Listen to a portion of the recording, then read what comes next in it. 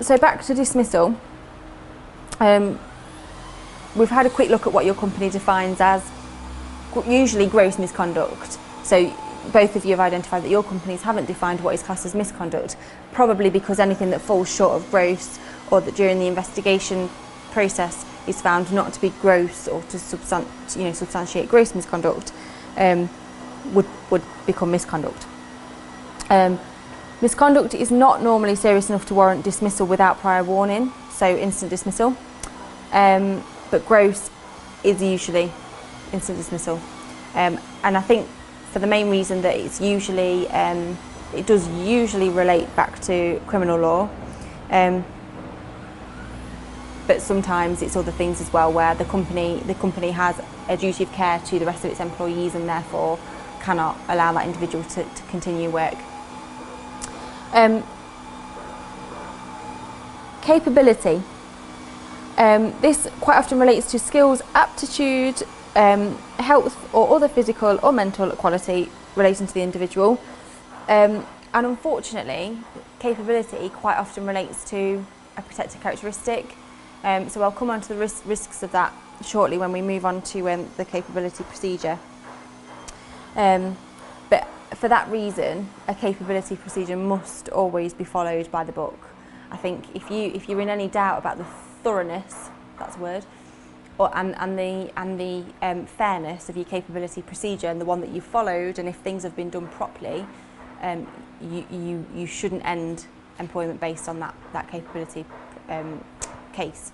You need to make sure your process has been thorough before you make a decision on that. And then some other substantial reason. Some other substantial reason is quite a difficult one. It's usually everything else, and everything else doesn't usually fall into that. It would usually fall into conduct capability. So, but I can think of an example. One being if somebody's lost the right to work in the UK. So we've recently had somebody who lost their right to work in the UK. That applied for a visa, and unfortunately wasn't granted that visa, and so was no longer able to work for us. That's not conduct and it's not capability, so that's classed as some other substantial reason for ending employment. And because of that other substantial reason, the outcome can be quite different, whether it's instant dismissal or other conduct, other outcome, should I say. So your disciplinary procedure now. What's quite important for me to mention before you get to probably this point, or maybe here, you're presented with an incident or a group of incidents. So there's one or a cluster of incidents that you need to investigate. Possibly, I'd say usually within a gross misconduct situation, if you're presented with an incident that you think, I need to take that individual out of the environment so that I can investigate this process fairly, investigate this incident fairly, you can do so. So you can suspend.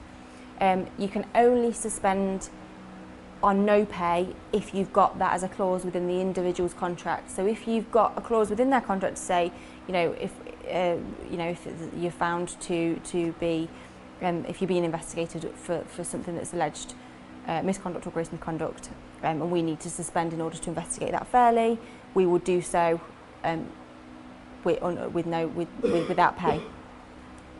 Need to be careful with suspending somebody without pay, even if you have got that clause in the contract, because it could be arguable that you are preempting an outcome. So at this point, at investigation stage, it's really important that you give no indication that you're preempting that individual is guilty or not guilty of what they've done. Your investigation is there to decide that. You haven't done your investigation yet, so when you're communicating with the employee about what's happening, you are always being very sort of careful about the vocabulary that you use, and it's purely an investigation for information purposes. It's not to identify that person or to prove that person's guilty. It's not about that at all.